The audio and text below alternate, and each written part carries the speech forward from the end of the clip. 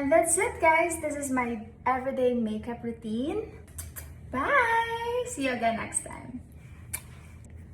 Hi everyone, it's Alamis again and welcome back to my YouTube channel. And for today's video, guys, nagawa ko na to siya dati sa YouTube channel ko before, way back 5 years ago or 6 years ago.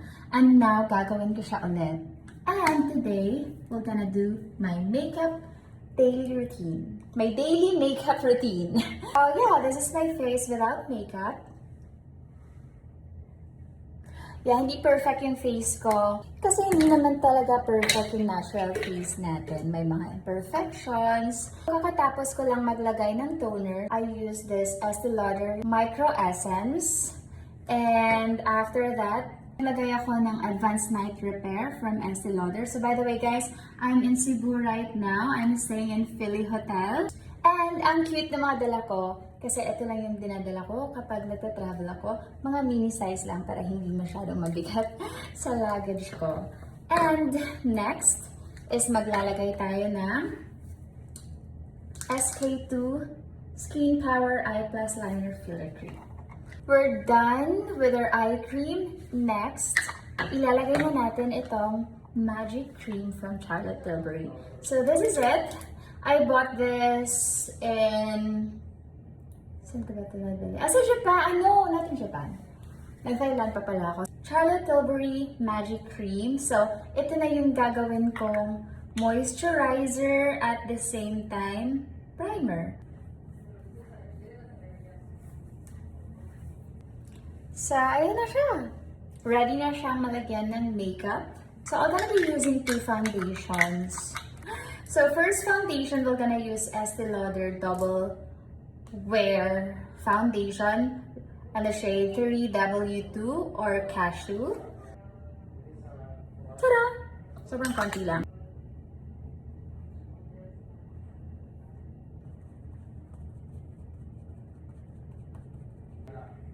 I'm done.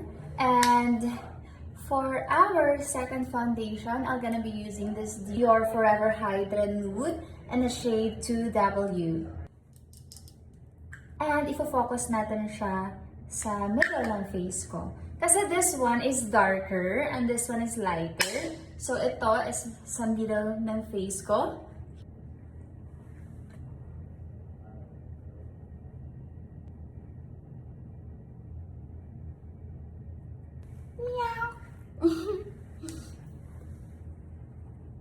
By the way guys, yung gamit kong sponge is yung freebie nung bumili ako ng Charlotte Tilbury na makeup sa Bangkok. So binigyan nila ako to for free. This is the fluffiest sponge na natry ko. Hindi pa naman ako masyadong maraming natatry, but sa lahat ng mga natry ko, ito yung pinaka-fluffy talaga. Sobrang lambot niya. I'm done blending my face. Next is using this pink shade 001 or pink from Dior, their stick blush. Ito siya. Yan. Oh, ito na lang siya. Ganito na lang kadami. But matagal na dito sa akin. So, nilalagay ko siya dito sa kamay ko.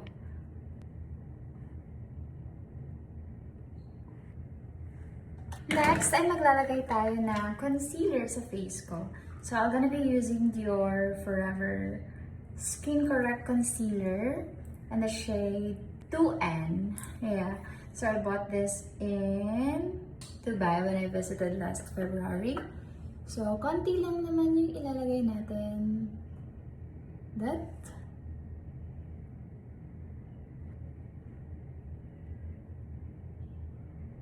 So, yung ginagamit ko pang set ng under eyes. So, this is from Givenchy in the shade Satin Blanc or 02. So, parang may fine glitter siya.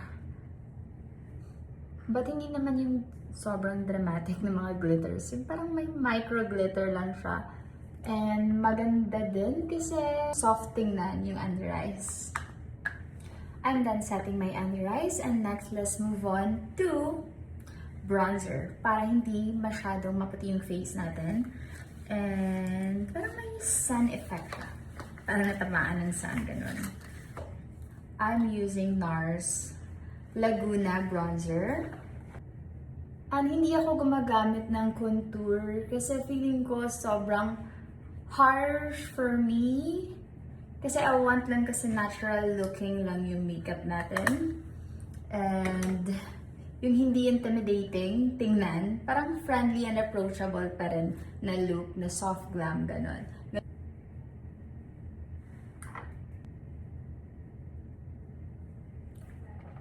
Also, sa nose natin, hindi talaga maiiwasan na mabasag yung makeup, lalo na andun sa bag or mahulog yung bag mo or you're being careless. Hindi talaga maiiwasan.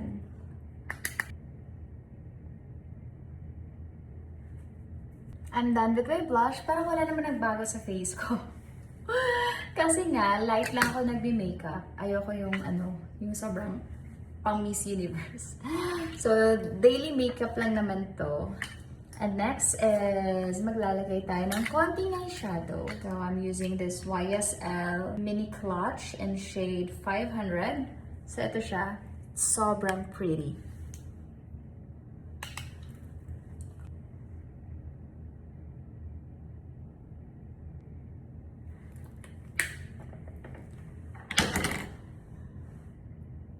Ayan siya sa malapitan, in case na hindi nyo makita masyado kasi parang wala talaga nangyari sa face ko. So next is maglalagay tayo ng highlighters. So I'm using Dior again. So this is the shade Universal 001. And ito din, basag din siya, guys. Well, hindi naman siya nabasag talaga ng bongga. Itong ito siya, natatanggal. Natatanggal to eh. Parang nag-loose siya sa pero buo pa naman siya na square and nagiging extra careful na lang ako sa kanya.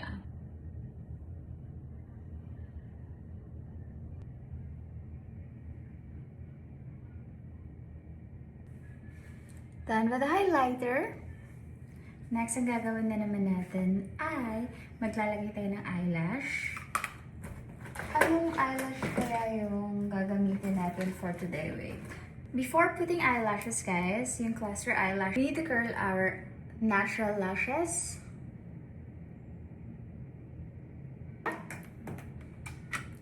And maglalagay tayo ng eyelash bond.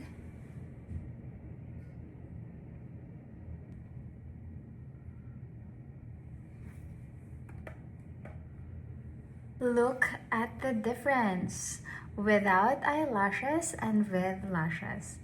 See? Nabuhayan agad yung half ng face ko.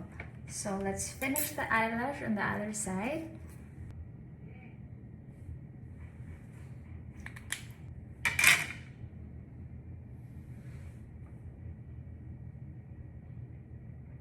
And I'm done sa eyelash natin. Look. Diba? So, ganun lang. Ganun lang yung look, yung daily makeup routine natin. May nagbago ba? Parang wala naman. Parang lang.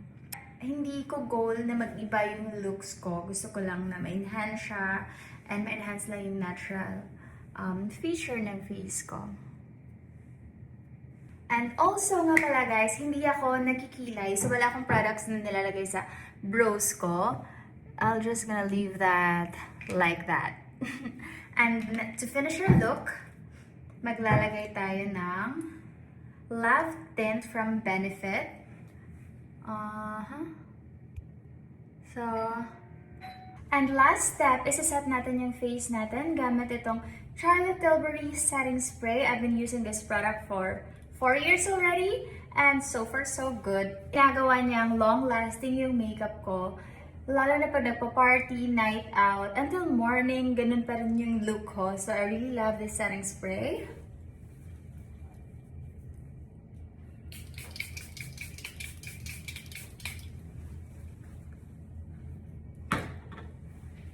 And that's it, guys. This is my everyday makeup routine.